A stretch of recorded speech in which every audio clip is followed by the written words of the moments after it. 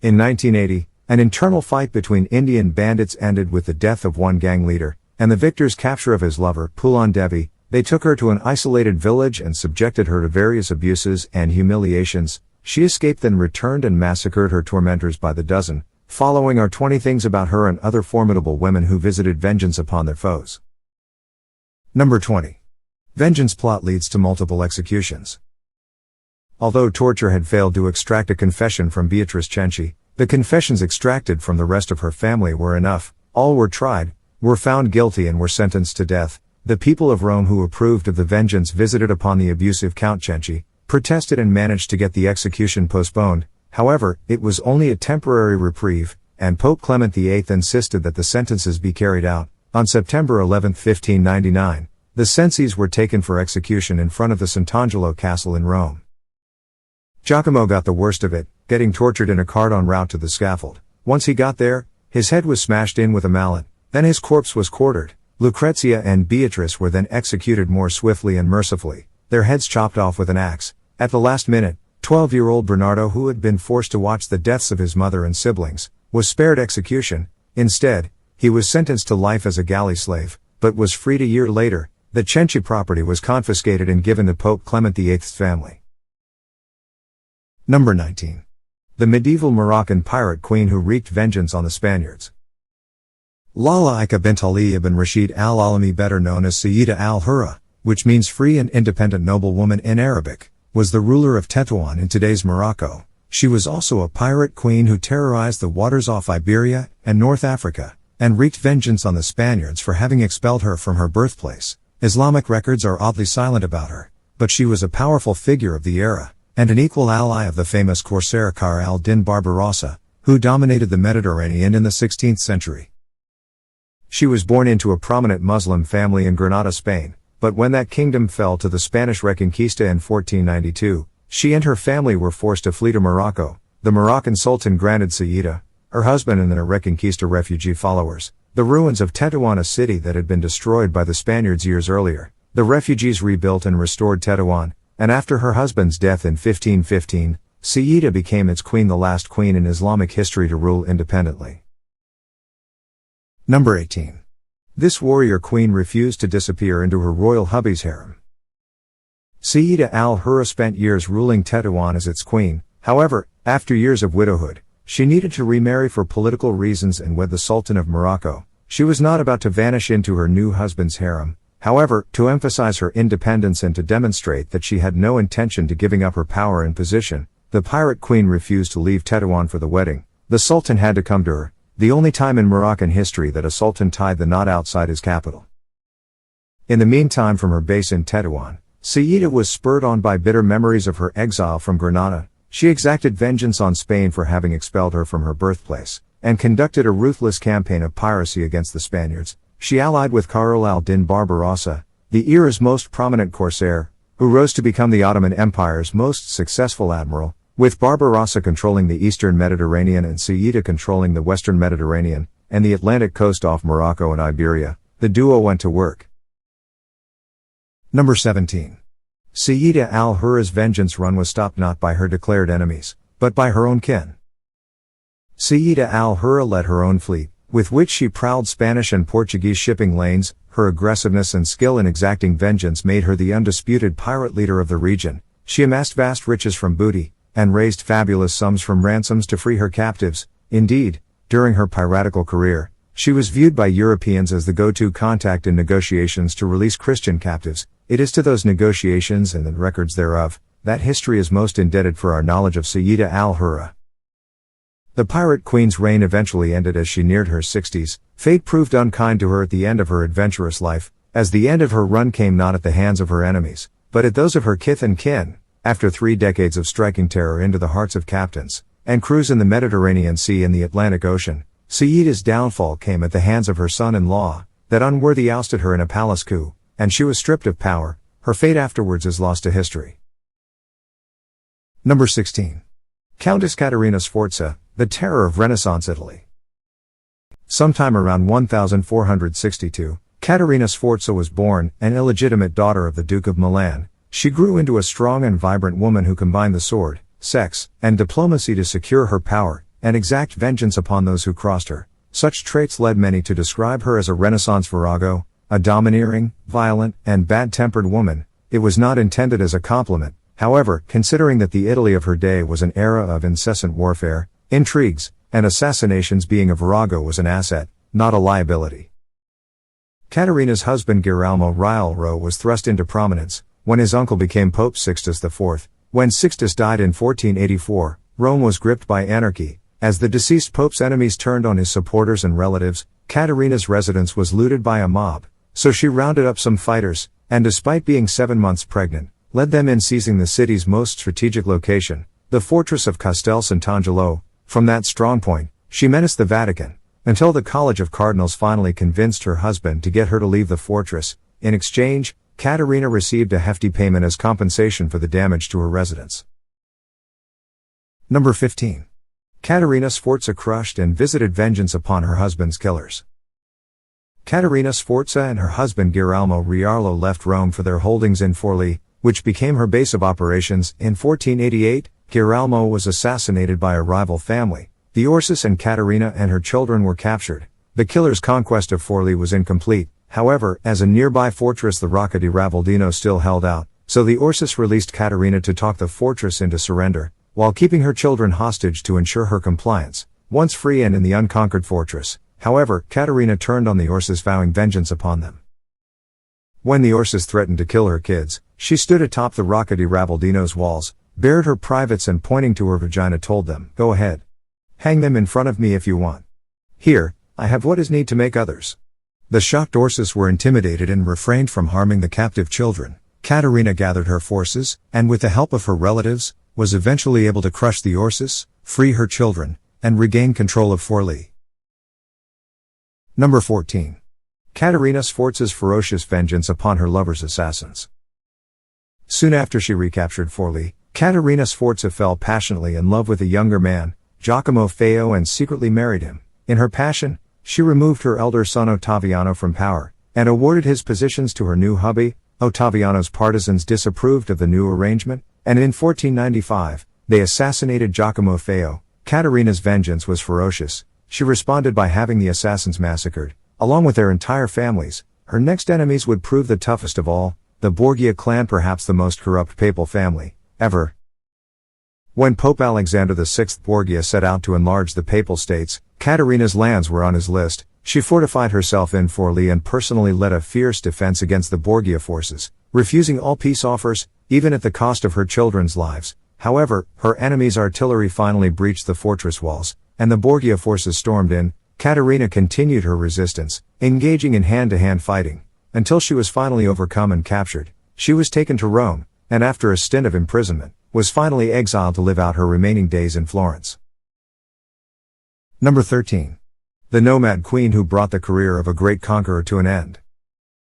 Queen Tomyris was ruler of the massacred, a nomadic confederation that stretched across the Central Asian steppe from China's borders to east of the Caspian Sea. A formidable warrior queen, she is credited with defeating King Cyrus the Great, founder of the Achaemenid dynasty that ruled the First Persian Empire. Tomyris brought the illustrious career of the King of Kings, as Cyrus came to be known, in his brilliant career of uninterrupted conquest, to a screeching halt in 530 BC.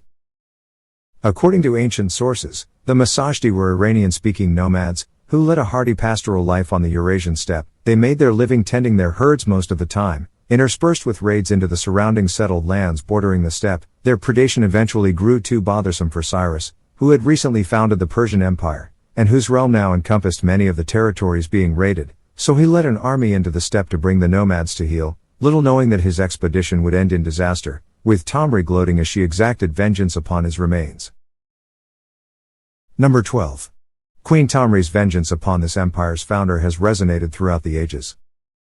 Cyrus the Great won an initial victory against nomads commanded by Queen Tomyris' son. After a ruse in which he forgot a huge stock of wine in an abandoned camp, the massacred captured the wine, and unused to it got rip-roaring drunk. Cyrus then turned around and fell upon the inebriated nomads, killing many, including Tomyris' son. She sent him a message challenging him to a second battle, which the overconfident Cyrus accepted. She personally led her army this time, and as described by Herodotus, Tomyris mustered all her forces and engaged Cyrus in battle. I consider this to have been the fiercest battle between non-Greeks that there has ever been.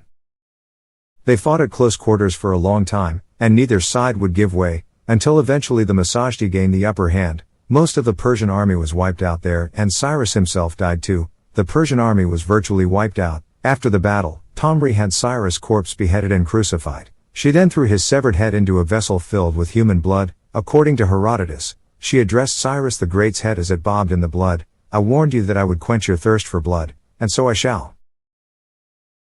Number 11. The Irish heroine who wreaked vengeance upon the English.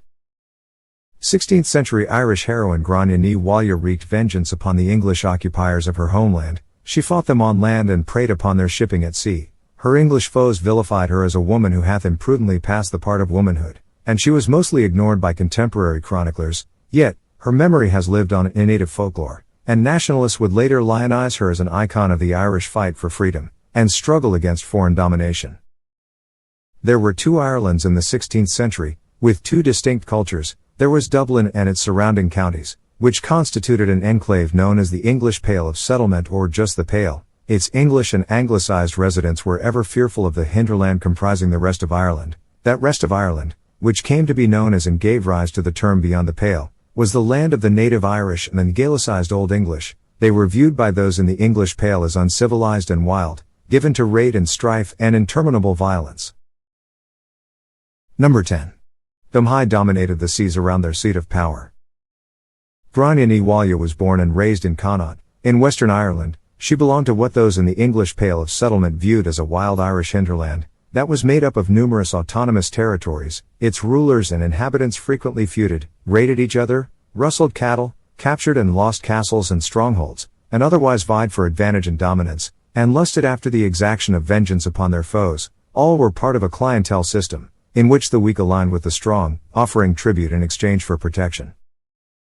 Gráinne's family, the Mhaile, were a clan of hinterland Irish nobility who lorded it over clients, who looked to them for protection in exchange for paying tribute. The Mhaile were, in turn, the clients of another and even more powerful hinterland Irish clan. They traded produce and raw materials for luxury good, fished, ferried passengers, levied tolls on shipping passing through their waters, and engaged in opportunistic piracy. For protection, the Mhaile built a row of castles facing the sea. Number 9. The vengeance that turned Gráinne ní Mhaile into the Dark Lady of Duna. Gráinne ní Mhaile was married in her teens in 1546, and bore 3 children before her husband was killed in an ambush in 1565. Because of the era's misogynistic laws, she was unable to inherit her husband's property, so she settled on Clare Island, and made it her stronghold and base of operations. She launched a career of piracy, and started off with 3 galleys and a number of smaller boats. She used them with skill to prey upon shipping in nearby waters, and to raid coastal targets. While seething over the laws that deprived her of her husband's property, and building up her pirate fleet, Gráinne consoled herself by taking as a lover a shipwrecked sailor. When her lover was killed by a rival family, the MacMahon's history got its first glimpse of Gráinne ní Mhaile's ferocity. To exact vengeance for the death of her lover, she attacked Duna Castle, where his murderers were holed up, and killed them. That earned her the nickname, the Dark Lady of Duna. Number 8. How Cock's Castle became Hen's Castle.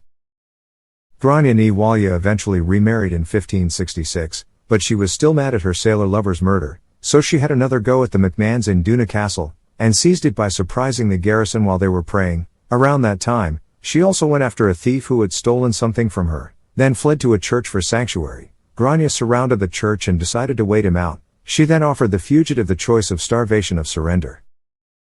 The thief chose a third option, by digging a tunnel and escaping. That made him one of the few who managed to escape Gráinne's vengeance. She became Ireland's sea mistress, and a pirate queen who controlled the waters around Connaught with an iron fist. She preyed on shipping and coastal communities along Ireland's western coast, as well as on eastern settlements on the Irish Sea. While expanding her control, she personally led a raid on a seaside stronghold known as Cock's Castle. To commemorate her courage in capturing it, it became known thereafter as Hen's Castle.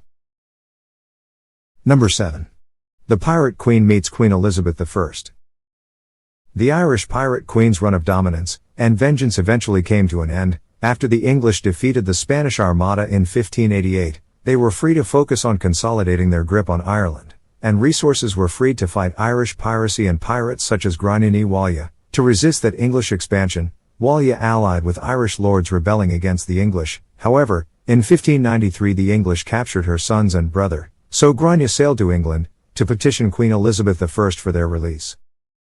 She met the English Queen at Greenwich Castle, and the presence of such two formidable women in the same room must have been an electrifying sight. Gráinne reportedly refused to bow, on the grounds that she did not recognize Elizabeth as Queen of Ireland. Elizabeth extracted from Khawlah a promise to cease assisting Irish rebels. Elizabeth did not live up to her end of the bargain, however, so Khawlah went back to helping the rebels and reportedly died in one of her castles in 1603.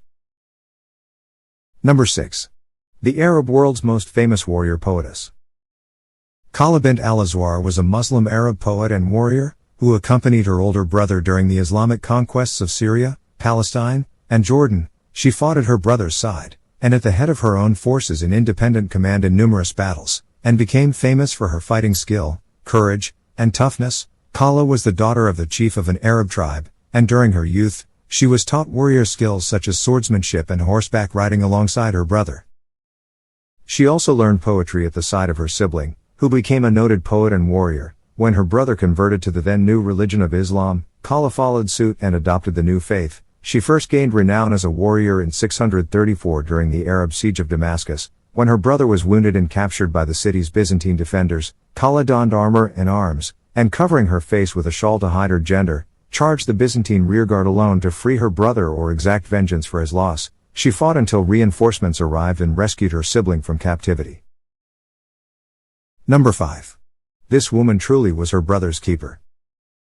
Khawlah bint al-Azwar's brother kept getting into trouble, that required his sister to take up arms and rescue him. A few months after saving him at the siege of Damascus, Khawlah's brother was once again captured at the Battle of Ain. Once again, Khawlah rushed to his aid, covering her face and charging in alone until reinforcements arrived. By the time the Byzantines were beaten, Khawlah was drenched in blood. The army's commander, Khalid ibn al-Walid, unaware of her identity or gender, ordered her to remove the shawl from her face. When she finally relented, he ordered her to the rear. He soon changed his mind, however, and placed her in command of a mobile column to pursue the fleeing Byzantines. On another occasion, Khawlah was herself captured during a raid on the Muslim camp, and taken prisoner along with other women. They were taken to an enemy general's tent, who divided the captive women among his officers as slaves and concubines. Khawlah, determined to free herself or at least die exacting vengeance instead of accept dishonor, roused the captives. Seizing tent poles, they fell upon their captors, and during the confusion she made her escape. To this day, she is remembered as one of the greatest female warriors in the history of Islam, with hardly any sizable city in the Muslim world that does not have at least one school or other public building after her. Number 4. The jackass who married a queen. Henry Stuart, Lord Darnley, was the second husband of Mary, Queen of Scots and King Consort of Scotland from 1565, until his death 2 years later in an act of epic vengeance by his wife. Darnley had accomplished little of note in his brief life before his violent death at age 22. His single legacy was to impregnate his wife with the future King James VI of Scotland and James I of England, thus giving rise to the Stuart dynasty. His wife, Mary Queen of Scots, was also his first cousin, sole surviving child of Scotland's King James V. Mary's father had died when she was 6 days old, and she inherited the throne as an infant. Scotland was ruled by regents while Mary was raised in France. In 1558, she married the Dauphin France's crown prince. He became King Francis II in 1559, but died within a year. The widowed Mary returned to Scotland, and in 1565 met her first cousin Lord Darnley. The young man was handsome and well-proportioned and captivated her. Aside from attraction, a marriage made dynastic sense, as it would unite two Stuart branches. This would strengthen the Scottish royal family. A marriage was swiftly arranged, and Darnley ascended the throne as king consort. Shortly after wedding Darnley, Mary discovered an unhappy reality. Her second husband had been raised as a spoiled brat, with an excessive sense of entitlement. Number 3. Mary Queen of Scots exacted an epic vengeance upon her abusive husband.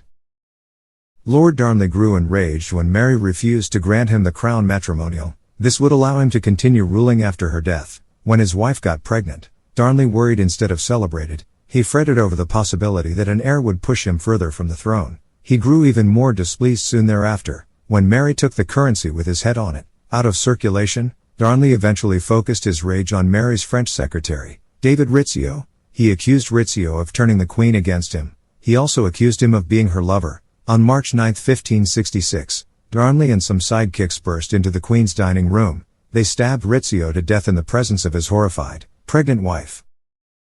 It was an attempt to shock Mary into miscarrying. and also bent her to Darnley's will. She did not miscarry, and gave birth to the future King James on June 19, 1566, after her husband and his sidekicks committed bloody murder in her presence. The Queen was intimidated. They also threatened violence against her and her unborn child at the time. After these atrocities, Mary begrudgingly pardoned Rizzio's murderers, likely out of fear. However, Darnley would not get away with it for long. Mary's vengeance, when it came, was epic. Number 2. Getting rid of an abusive royal husband.